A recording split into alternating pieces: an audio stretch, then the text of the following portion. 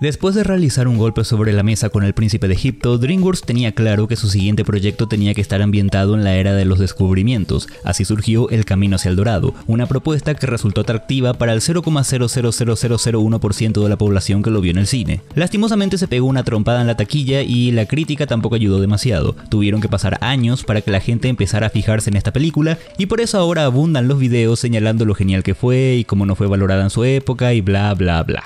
Hoy por hoy muchos dirían que se trata de una obra de culto y no es para menos porque llegó en una época muy especial para la animación 2D. Hablando por mí, es de mis películas favoritas debido a una combinación de factores, sus personajes, sus fondos, su música. Esta película tiene una esencia que me encanta. Mi problema es que a pesar de los memes y de todas las cosas bonitas que se dicen siento que queda mucho en el tintero. Usualmente este largometraje es resumido como una parodia sobre la conquista de América, lo cual está bien, pero no me quedo satisfecho, así que voy a dar mi punto de vista porque ya viene el infumable de George a buscarle profundidad a una película para niños. Bueno, tan para niños no era. Pero antes de empezar, un pequeño saludo y agradecimiento a Stephanie Vago, quien es miembro de este canal hace más de 5 meses y gracias a colaboraciones como esta puedo seguir subiendo videos. Como pueden ver, este tablero aún tiene mucho espacio libre, así que si les gustaría ver sus nombres en esta lista, consideren ser miembros. Todos los miembros del canal recibirán una mención como esta en cada video. Ahora vamos a lo que vinimos. Esta película tuvo una producción un tanto accidentada, no lo suficiente como para arruinar el producto final, pero sí se sienten las diferentes visiones a lo largo de su historia. Entonces, ¿qué pasó exactamente ahí? Ya hablamos de eso. Jeffrey Katzenberg fundó DreamWorks junto a Steven Spielberg y David Geffen después de enojarse con la dirección ejecutiva de Disney. Motivado por la revancha, Katzenberg quiso combatir el monopolio del ratón desarrollando una identidad más disidente. No voy a profundizar mucho en esto porque ya lo expliqué con más detalle en el video del Príncipe de Egipto. Lo que sí es un hecho es que después de su epopeya bíblica, Katzenberg quería inclinarse hacia algo menos serio, concretamente una comedia de aventuras, así que en DreamWorks desarrollaron un concepto inspirándose en las películas de Bing Crosby y Bob Hope, que por lo general eran una combinación de aventuras, lugares exóticos, romance, música y comedia. Como dato curioso, a estas películas se las conoce como la serie Road to, debido a que prácticamente todas empezaban con estas palabras, así que muy probablemente la cinta terminaría estrenándose bajo el título de The Road to El Dorado a manera de homenaje. En sus inicios iba a ser mucho más picaresca y dramática por la intención de Katzenberg de salir del modelo Disney, o Disney como prefieran. Tulio sería mucho más embustero y Miguel fue concebido como un personaje obsceno, parecido a un Sancho Panza. Incluso la vestimenta de Chell era bastante más atrevida. Además, el elemento místico tendría más peso y habría secuencias de romance explícitas. Según esta versión, la película debía terminar con Miguel y Tulio salvando al pueblo maya del conquistador Hernán Cortés, quienes abandonarían su civilización tras el trágico telón de fondo de la destrucción de su cultura. Claramente iba a tener un enfoque para mayores de 13 años, pero al final se decidió que no se podía dejar de lado al público infantil y la historia tuvo que ser reescrita varias veces. Aunque se mantuvieron a los dos antihéroes cómicos, los demás elementos adultos bajaron drásticamente de tono. De cualquier manera, la historia no mutó lo suficiente para resultar atrayente para los niños y los adultos tampoco la encontraron atractiva, incluso si hoy escuchamos críticas sobre inconsistencias en la trama, huecos de guión o lo desaprovechada que está la figura de Hernán Cortés, es bastante probable que se haya debido al cambio de dirección. Ustedes decidirán si esta reestructuración le vino bien o mal a la película, pero está claro que El Camino hacia el Dorado terminó siendo un híbrido entre lo adulto y lo infantil, y entre el relato de aventuras y una comedia de tintes satíricos sin llegar a inclinarse del todo por ningún espectro.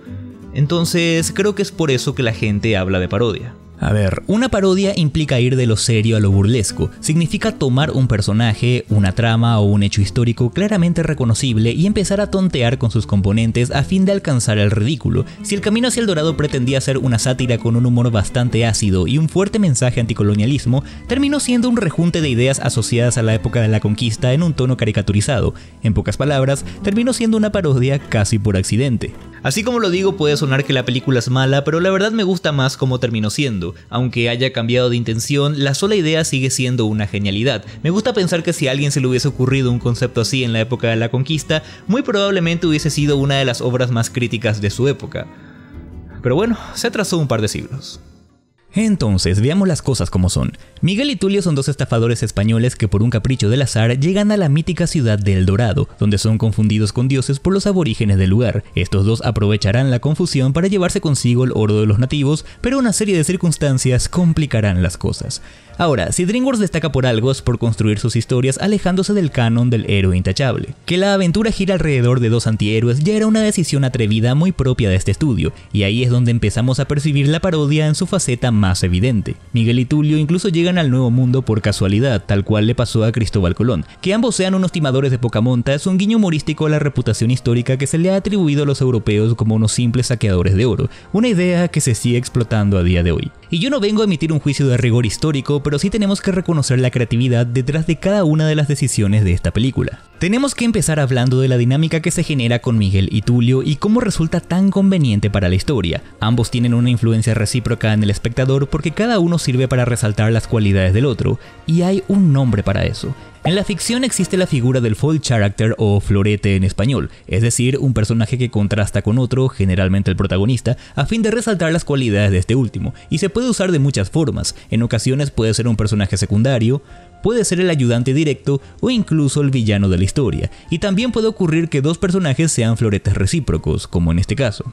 Yendo al punto, la canción de apertura ya nos introduce al mito del Dorado y la primera escena nos da la coordenada histórica en la que se sitúa la trama, pero no es hasta que conocemos a nuestros protagonistas que tenemos en claro el tono que tendrá esta aventura, y cuando se presentan, los realizadores empiezan a jugar con sus personalidades. Voy a desviarme un rato para hablar de la tragedia de Hamlet, donde también se desarrolla un florete entre el protagonista y el personaje de Laertes, y no pongan esa cara porque les prometo que valdrá la pena. Lo interesante es que la obra no intenta ocultar este recurso, sino que el propio Shakespeare lo evidencia. En la escena 2 del acto 5 se baten a duelo y mucha atención a la elección de palabras. Hamlet dice foil en dos ocasiones, la primera para referirse a las espadas, porque el florete también es un tipo de espada ligera que se utiliza en la esgrima, pero la segunda es para desafiar a su adversario. La palabra florete deriva de la práctica de poner las gemas sobre un contraste a fin de resaltar su brillo. Entonces, lo que Hamlet quiere decir en los términos elegantes en los que se mueve Shakespeare es que él mismo será el contraste para que Laertes pueda brillar, pero al mismo tiempo el autor coquetea con la audiencia con este sutil juego de palabras. ¿Y qué tiene eso que ver con el camino hacia el dorado? ¿Nada? Bueno, sí, en realidad la película hace algo similar.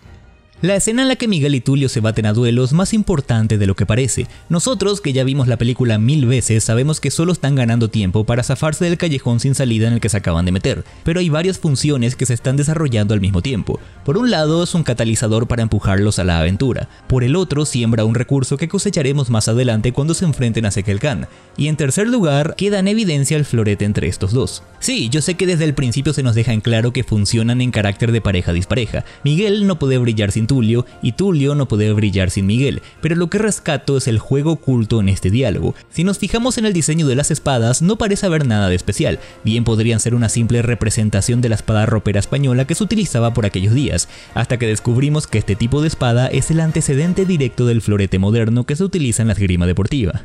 Esa no la vieron venir, ¿eh? Puede ser un poco rebuscado, pero hay una razón para todo lo que les estoy contando. Desde hace años ya veo publicaciones diciendo que el camino hacia el dorado está llena de errores históricos.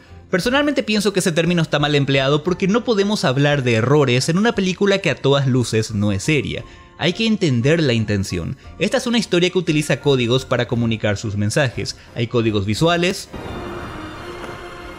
códigos sonoros y por supuesto códigos históricos. Y eso es lo que justifica la licencia artística de no ser históricamente correcto, como la inclusión de Hernán Cortés, aunque sabemos perfectamente que él nunca buscó el dorado en la vida real. Pero cuando hablamos de la conquista de América es un nombre importante y que evoca hasta cierto temor, lo que en cierta forma encaja con la intención de la cinta, ya que su figura se presenta como una amenaza constante, tanto él como su ejército. Ni siquiera su diseño se asemeja a los archivos que tenemos de él, todo forma parte de la intención.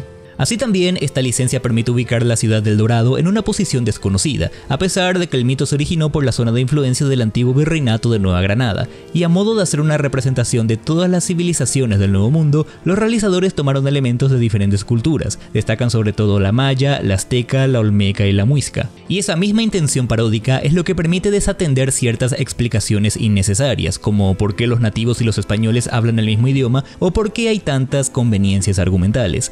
Avancemos entonces. Cuando Miguel y Tulio son confundidos por dioses es otro guiño humorístico a la idea extendida de que los nativos endiosaron a los europeos y por eso es que estos últimos se aprovecharon tan fácilmente de ellos, a pesar de que históricamente hubo de todo, alianzas, resistencias y demás. Creo que la mayor virtud de esta película está en la cantidad de subtemas que maneja y la forma inteligente en la que lo hace. Logra tocar temas delicados sin llegar a ser ofensiva. No hay que olvidar que nos estamos refiriendo a una etapa de nuestra historia que sigue siendo fuente de polémica.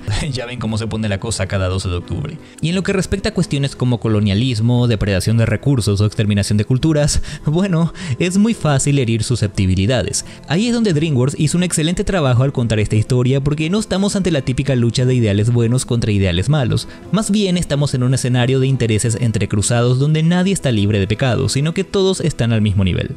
¿A qué me refiero? Es cierto que la mayor parte del pueblo está representado con cierto grado de ingenuidad e inocencia, pero los personajes más relevantes están librando su propia pulseada. Hay una lucha de poderes entre el jefe de la aldea y el sumo sacerdote. De hecho, hay bastantes indicios de que Tanaboc se da cuenta muy rápido que estos no son dioses en realidad, pero al ver que son inofensivos y que su pueblo sí acompaña esta creencia, no le queda de otra más que seguirles la corriente para no perder peso político. Sekel Khan es el que más se quiere creer el disparate de los dioses, por lo menos al principio, pero no podemos negar que Tulio y Miguel se vuelven una herramienta para impulsar su propia agenda, y eso Sekel Khan lo entiende muy bien. Incluso el personaje de Chell persigue sus propios intereses, es astuta y pícara y no duda en utilizar todos sus recursos para alcanzar lo que quiere. En esta historia cada uno es un estafador a su manera, así que si los españoles utilizan a los nativos para conseguir el oro, también los nativos los utilizan a ellos para sus propios fines. Por eso me parece genial que la película no sea tan explícita y permita al espectador hacer su propia evaluación de los matices morales de cada uno de estos personajes.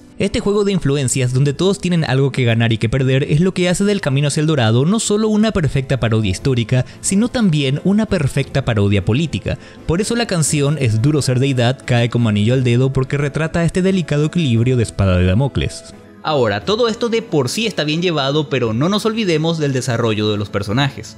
En medio de todo esto se puede apreciar un crecimiento en Miguel y Tulio, aunque el arco de los dos se desarrolla de forma distinta, y creo que es ahí donde el florete cobra más importancia. A diferencia de Tulio, Miguel es mucho más emocional, menos codicioso y más interesado en la aventura antes que en el botín. Tulio es más calculador, ególatra y carnal, y esto se retrata muy bien en la escena en la que ambos están varados en el mar. Uno tiene ambiciones materiales y el otro ambiciones espirituales. A medida que avanza la historia, Miguel se enamora de la belleza de la ciudad y de la calidez de sus habitantes, a tal punto que llega a cuestionarse si lo que quiere realmente es escapar con el oro para vivir una vida llena de lujos. Eso se acentúa con la relación entre Tulio y Chell, de la que se siente desplazado. Tulio, en cambio, tiene bien en claro a lo que va, aunque eso no le impide mostrar humanidad en ciertos momentos, como cuando se entromete en el sacrificio de Sekel Khan salvándole la vida a un inocente. Sin embargo, las tensiones con Miguel lo hacen caer en la cuenta de que hay cosas más importantes para él que solo la riqueza.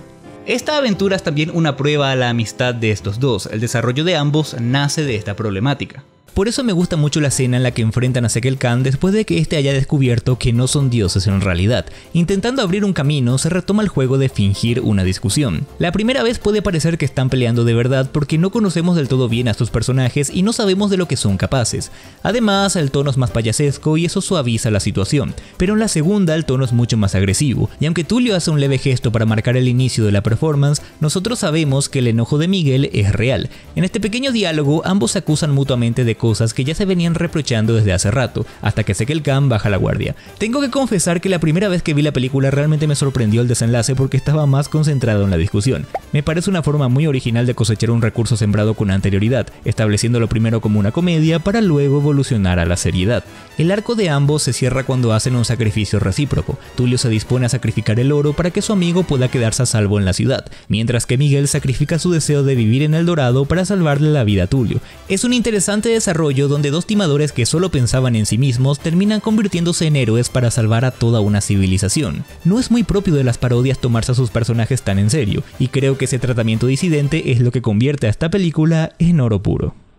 Yo sé que El Camino hacia el Dorado tuvo un aumento inesperado en su popularidad gracias a los memes y a un montón de gente que empezó a hablar de ella.